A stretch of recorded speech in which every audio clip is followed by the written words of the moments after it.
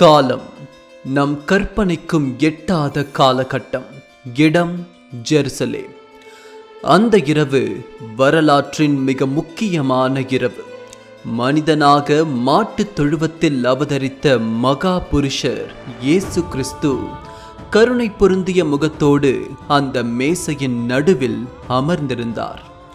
அந்த மாடி கட்டிடத்தில் இரவு நேர தென்றல் காற்று ஒரு இதமான சூழ்நிலையை வடிவமைத்தது. அந்த இடத்தில் இயேசு கிறிஸ்துவோடு சேர்ந்து அவரது 12 சீடர்களும் குழுமியிருந்தனர்.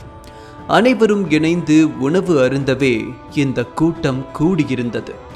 இயேசு கிறிஸ்து ஒரு ரொட்டி துண்டை எடுத்தவர் அதை உடைக்கும் தருணம், என் அன்புக்குரிய சீடர்களே, இந்த ரொட்டி என் உடலை குறிக்கிறது.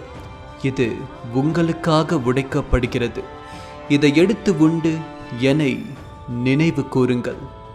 இதை கேட்ட கணமே சீடர்கள் அச்சத்தோடு ஒருவரை ஒருவர் பார்க்கிறார்கள்.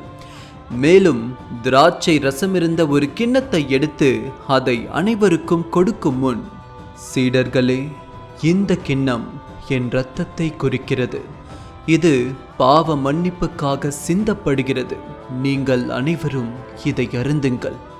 இயேசு கிறிஸ்து ஏன் இப்படி பேசுகிறார் என்று யாருக்கும் விளங்கவில்லை. ஒவ்வொருவருடைய முகத்திலும் ஒவ்வொரு முகபாவனை. சிலர் முகத்தில் அதிர்ச்சி, சிலருக்கு கோபம், மற்ற சிலருக்கோ பயம், சந்தேகம், சாந்தம், இப்படி வெவ்வேறு உணர்ச்சிகள் அவர்களுடைய முகத்தில் வெளிப்பட்டது. ஆனால் ஒருவனின் முகம் மட்டும் இருண்டிருந்தது. அவன் கண்களில் ஆசையும் பயமும் வஞ்சகமும் ஒளிந்திருந்தது. முத்தமிட்டு இயேசுவை காட்டிக் கொடுக்க திட்டமிட்டிருக்கும் முட்டாள் அவன் யூதாஸ். உடனே இயேசு கிறிஸ்து, நாளை உங்களில் ஒருவன் என்னை காட்டிக் கொடுக்க போகிறான் என்றதும் சீடர்கள் அதிர்ச்சிக்குள்ளாகினர். சீடர் யோவான், ஆண்டவரே, அது நானா? இயேசு மறுமொழி சொல்லவில்லை. சீடர் பேதுரு, இல்லை, அது நான் இல்லை. இயேசு இப்போதும் மௌனம் காத்தார்.